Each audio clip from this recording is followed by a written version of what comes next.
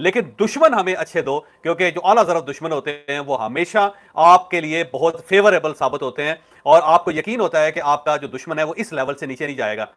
पाकिस्तान की असल बदकिस्मती यह है कि पाकिस्तान को अल्लाह ताला ने जो दुश्मन दिया है वो इंतहाई कमीना है, यानी उसकी किसी बात के ऊपर यकीन नहीं किया जा सकता। हम ये नहीं कह सकते कि इंडिया ने अगर ये कहा है तो अब ये करके दिखाएगा, बल्कि हर बार जब वो कहता है तो करता कुछ है। और तारीख पूरी गवाह है कि इंडियंस जो हैं उनकी उनकी फितरत है कि वो जब मुंह से राम राम कहेंगे तो डेफिनेटली उनकी बगल के अंदर एक छुरी होगी और वो राम राम करते हुए किसी वक्त भी छुरी बाहर निकालेंगे और आपकी पुष्ट पे वार कर देंगे या फिर आपकी गर्दन पे वार कर देंगे। ये इनकी शरिस्त है, ये इनकी जिबिल्लत है और ये अपनी जिबिल्लत के गुलाम है बड़ी लिहाज से, हर लिहाज से, बल्कि क्योंकि उससे बाहर नहीं निकल पा रहे। अब देखें, जब 10 मई का इंसिडेंट हुआ था, पाकिस्तान ने जवाब दिया था इंडिया का और बड़ा खौफनाक जवाब दिया था, बड़ी फोर्स के साथ जवाब दिया था। तो इंडिया भाग के इंटरनेशनल दोस्तों के पास गया और अपने दोस्तों को उसने मोबिलाइज किया और इंडिया के कहने पे अमेरिकन दरमियान में आए। और ये वो अमेरिकन थे जो इससे पहले कहते थे इट्स नन आवर बिजनेस, लेकिन फिर वो इन्वॉल्व हुए। इन्वॉल्व होने के बाद उन्होंने पाकिस्तान के साथ सफारतकारी की और पाकिस्तान को राजी किया कि आप इंडिया के साथ मामलात को तय करें। साथ अमेरिका की तरफ से ये यकीन दहानी करवाएगी कि इस मरतबा हम आपके साथ होंगे, वहां बैठे होंगे और इंडिया को हम खिसकने नहीं देंगे। बहरहाल पाकिस्तान एक बार फिर ट्रैप में आया, बल्कि पाकिस्तान 14वीं मरतबा ट्रैप में आया और ट्रैप में आने के बाद पाकिस्तान ने एग्री कर लिया, सीज फायर हुआ और सीज फायर के बाद मोदी साहब 2 दिन तो अमन से सुकून से बैठे रहे, लेकिन उसके बाद फिर उन्होंने अपनी बगल से छुरियां निकालनी शुरू कर दी। सबसे पहले उन्होंने आदमपुर में जाके एक तकरीब से खिताब किया और वहां अपने हारे हुए सिपाहियों को गले लगा के थपकी देके कहा कि बच्चा आपने बड़ा काम किया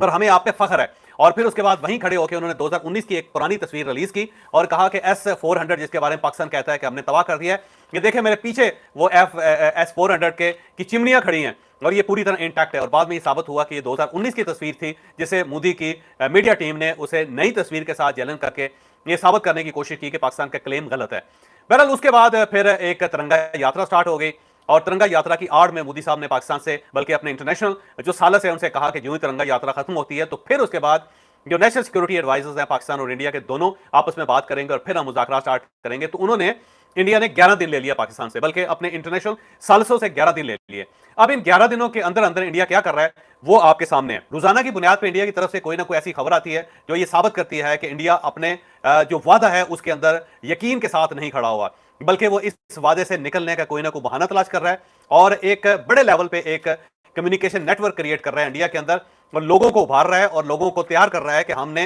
ये जो वादा किया हुआ था सीज फायर का, हमने इससे निकलना है, सीज फायर हमने तोड़ देनी है और जो ही हम सीज फायर तोड़ेंगे तो उसके बाद फिर हम दोबारा पाकिस्तान के ऊपर हमला करेंगे। तो इस टाइप की एक फिजा इंडिया अपने अंदर पूरी तरह कायम कर रहा है, पैदा कर रहा है। 2 लोग हैं जो मुसलसल काम कर रहे हैं इस पे, एक नरेंद्र मोदी, वो मुसलसल गुफ्तगू कर रहे हैं, मुसलसल मीटिंग्स कर रहे हैं और उन मीटिंग्स के तहत वो कोशिश कर रहे हैं कि वो अपनी कौम जो डिमोरलाइज होगी उसको दोबारा अपने कदमों पर खड़ा कर सकें और अपनी जो अफवाज है उसको तैयार कर सकें कि हमने पाकिस्तान से बदला लेना है। दूसरी तरफ राजनाथ साहब जो उनके वजीर दिफा हैं, वो रोजाना सोल्जर्स के साथ खिताब भी कर रहे हैं, मुख्तलिफ शहरों में जाके वहां पर भी वो खिताब कर रहे हैं और बार बार वो ये कह रहे हैं कि ये सीज फायर जो आरसी है और इस सीज फायर को तोड़ते हुए हमें देर नहीं लगेगी और उसके बाद हमने पाकिस्तान से बदला लेना है। और इसके साथ साथ जो उनकी गवर्नमेंट है वो रोजाना की बुनियाद पर पाकिस्तान का पानी डाइवर्ट करने के नए नए मंसूबे बना रही है। अब अगर राजनाथ साहब को देखा जाए और नरेंद्र मोदी साहब को देखा जाए और साथ साथ गवर्नमेंट के जो इकदाम है उनको देखा जाए तो ये महसूस होता है कि इंडिया बिल्कुल सीरियस नहीं है सीज फायर में। अभी सिर्फ 18 मई तक सीज फायर है, यानी कि आज तक सीज फायर है और कल भी राजनाथ ने कहा था कि ये सीज फायर सिर्फ 18 मई तक है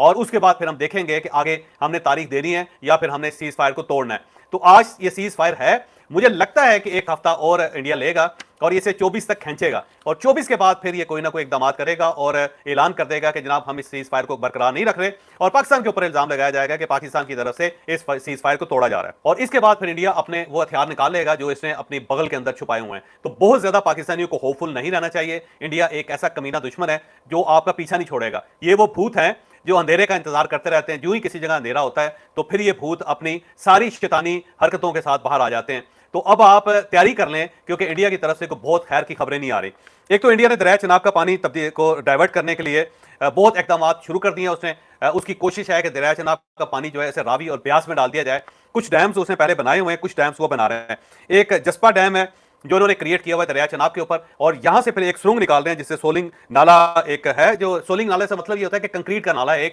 जो उन्होंने नाला क्रिएट किया हुआ है और ये नाला जो है इसके साथ एक 23 किलोमीटर की लंबी कंक्रीट की सुरंग है। ये सुरंग जब मुकम्मल हो जाएगी, क्योंकि इस वक्त ये मुकम्मल नहीं है, जो ये मुकम्मल हो जाएगी तो फिर इसे रंजीत सागर डैम है उसके अंदर गिरा दिया जाएगा। और जब ये रंजीत सागर डैम के अंदर पानी गिरेगा तो उसके बाद फिर ये दरिया रावी या फिर दरिया ब्यास का हिस्सा बन जाएगा और ये इंडिया के अंदर डिजॉल्व हो जाएगा पानी, यानी ये पाकिस्तान को पानी नसीब नहीं होगा। तो इंडिया ने दिन रात इसके ऊपर काम शुरू किया, पहले से शुरू किया हुआ था, लेकिन अब इसकी रफ्तार बढ़ा दी गई है। और हमारे माहिरीन का ख्याल है, हमारे इंजीनियर्स का ख्याल है, हमारे मुहक्किकीन का ख्याल है कि ये बहुत जल्द इस लेवल तक पहुंच जाएगा कि दरिया चनाब का सारा पानी इंडिया के अंदर से ही डाइवर्ट कर दिया जाएगा। इसके साथ साथ हमारे अपने जो इंजीनियर्स हैं उनका ख्याल ये है कि दरिया चनाब और जो दरिया ब्यास है जहां से निकलता है, जो मंबा है इनका, पहाड़ों है, वह पहाड़ों के ऊपर वहां भी इंडिया ने टनल्स बनानी शुरू कर दी है। और ये बड़ी बड़ी टनल्स है, लंबी लंबी टनल्स है, और इन टनल्स के जरिए ये इस पानी को वहां से भी डाइवर्ट करेंगे। यानी कि चनाब का पानी टनल्स के जरिए पहले पहाड़ों के ऊपर डाइवर्ट होगा, फिर उसके बाद जब ये मैदानी इलाकों में आता है तो वहां से फिर डैम्स बना के और सोलिंग नालियां बना के और फिर सुरंगें बना के इस पानी को डाइवर्ट कर दिया जाएगा। और इंडिया की पूरी कोशिश है कि चनाब का जो दरिया है वो पाकिस्तान के अंदर पानी का एक कतरा भी न ला सके। और अगर ये हो जाता है तो फिर आप खुद अंदाजा लगाएं कि पाकिस्तान की अपनी सर्वाइवल एट स्टेक हो जाएगी, और जो इंडिया चाहता है, क्योंकि बार बार मोदी ये कह रहा था कि मैं एक बूंद पानी नहीं दूंगा। तो ऑलमोस्ट इंडिया ने ऐलान जंग किया हुआ है पानी की वजह से, क्योंकि पाकिस्तान ये समझता है कि जिस दिन इंडिया ने पानी रोका हम इसे एक्ट ऑफ वार समझेंगे। तो एक्ट ऑफ वार आप समझ लें कि इंडिया की तरफ से हो चुका है और पाकिस्तान ने अब तैयारी करनी है और इसका बदला देना है। इसके साथ साथ इंडिया के अंदर टर्की की एक कंपनी है, और ये कंपनी जो एयरपोर्ट्स सर्विसेज प्रोवाइड करती है, और ये इंडिया के अंदर 9 एयरपोर्ट्स के ऊपर सर्विसेज प्रोवाइड कर रही है, जिसके अंदर दिल्ली भी शामिल है, जिसके अंदर बंबई भी शामिल है, और जिसके अंदर बंगलोर भी शामिल है। तो इंडिया ने, टर्की ने क्योंकि मदद की थी पाकिस्तान की खुल के, और हमारे पास टर्किश ड्रोन्स भी हैं जो ज़ाहिर हमने इस जंग के अंदर इस्तेमाल भी किए, तो इंडिया ने टर्की को सबक सिखाने के लिए ये जो सर्विसेज कंपनी है उसकी, इसको बंद कर दिया है। और बंद होने से 3700 मुलाजमीन जो हैं वो इस वक्त बेरोजगार हो गए हैं, और जो बहुत ह्यूज इन्वेस्टमेंट थी टर्की की वो इस वक्त इंडिया के अंदर फंस चुकी है। तो टर्किश कंपनी फौरी तौर पे दिल्ली की हाई कोर्ट गई है और वहां पे उसने केस लड़ने का फैसला कर लिया है। तो ये सिर्फ पाकिस्तान के साथ इस वक्त नहीं लड़ रहा इंडिया, बल्कि उसने पाकिस्तान के दोस्तों के साथ भी लड़ना शुरू कर दिया है, जिसमें टर्की भी शामिल है। और टर्की के साथ साथ अजरबैजान जो है उसके खिलाफ भी इंडिया ने इकदाम करने शुरू कर दिए। बल्कि आपको शायद चंद दिन पहले ये खबर मिली होगी कि इंडिया ने यह ऐलान कर दिया है कि हमारी तरफ से जो टूरिज्म एक्टिविटी है, जो टर्की के साथ हमारे कोई अलायंस है, और इसके साथ साथ जो हमारे अजरबैजान के साथ सियासी ताल्लुकात हैं, हम उसको मिनिमम लेवल पे ला रहे हैं। बल्कि उन्होंने इंडियन कंपनीज को मना कर दिया है कि अब आपने टूरिस्ट जो हैं वो अजरबैजान नहीं लेके जाने और टर्की नहीं लेके जाने। लेकिन टर्की और अजरबैजान के अंदर से इसके बावजूद पाकिस्तान की हमायत में आवाजें उठी, और उनके गवर्नमेंट्स ने कहा कि टूरिज्म बड़ी छोटी चीज है, हमें अगर पाकिस्तान के लिए इससे भी बड़ी कुर्बानी देनी पड़ी तो हम देंगे। लेकिन इंडिया पाकिस्तान के जो दोस्त मुल्क हैं उनको उसने टाइट करना शुरू किया, और उसका मकसद ये है कि वो सब मुल्क इनके साथ बैठें, और अगर वो बैठेंगे तो फिर वो इन्हें पाकिस्तान से दूर कर देंगे। जबकि मेरा नहीं ख्याल कि इस लेवल पे अब कोई मुल्क इंडिया की फेवर कर सकेगा या इंडिया को किसी जगह से कोई फेवर हासिल हो सकेगी।